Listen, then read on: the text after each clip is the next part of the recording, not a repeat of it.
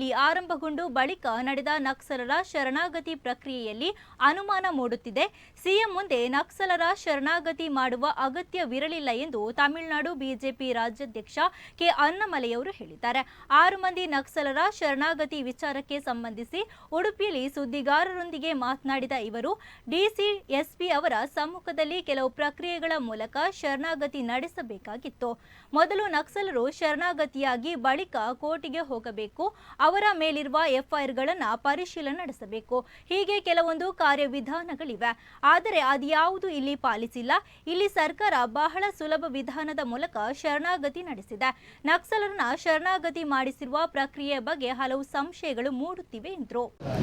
Naxal surrender and rehabilitation policy Karnataka ಸರ್ಕಾರದ ಈ ಪಾಲಿಸಿನಲ್ಲಿ ಬಹಳ ಇಂಪಾರ್ಟೆಂಟ್ ಕ್ರಮ ನಕ್ಸಲ್ಸ್ ಅವರು ನಮ್ಮ ಚಟುವಟಿಕೆಯಲ್ಲಿ ಬಿಟ್ಟು ಸರ್ಕಾರದಲ್ಲಿ ಸರೆಂಡರ್ ಆಗ್ತಾರೆ.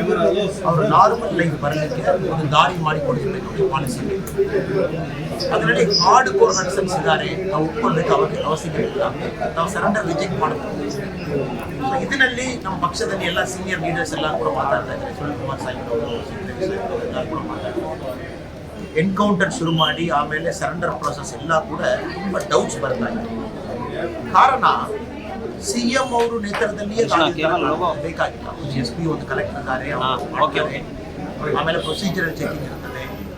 ಅವ್ರಿಗೆ ಎಷ್ಟು ಬೇಕೋ ಅಷ್ಟು ಮಾತ್ರ ಕೊಡ್ತೀರಿ. ಅವರು ಕೋರ್ಟ್ಗೆ ಹೋಗಬೇಕು, ಸರೆಂಡರ್ ಆಗಬೇಕು, ಅವ್ರ ಮೇಲಿರುವ FIRs ಎಲ್ಲ ಕೇಸ್ ಮಾಡಬೇಕು, ಜೈಲದಲ್ಲಿ ಇರಬೇಕು.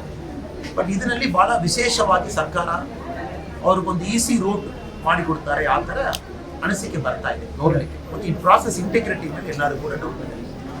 ಸೆಕೆಂಡು, ಎನ್ಕೌಂಟರ್ನಲ್ಲಿ ಕೂಡ ಲೋಕಲ್ ಜನರೆಲ್ಲರೂ ಕೂಡ ಯಾವ ಥರ ಆಯಿತು ಒಂದು ಪ್ರಾಬ್ಲಮ್ ಇದೆ. ಸೆಕೆಂಡು, ಸರೆಂಡರ್ ಪ್ರಾಸೆಸ್ CM ಅವರು ಖುದ್ದಾಗಿ ಬಂದು ಭೇಟಿ ಮಾಡ್ತಾರೆ.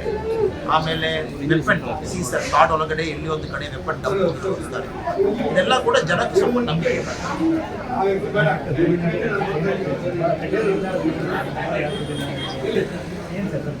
ತಮಿಳುನಾಡು ಪಾಲಿಟಿಕ್ಸ್ ತುಂಬ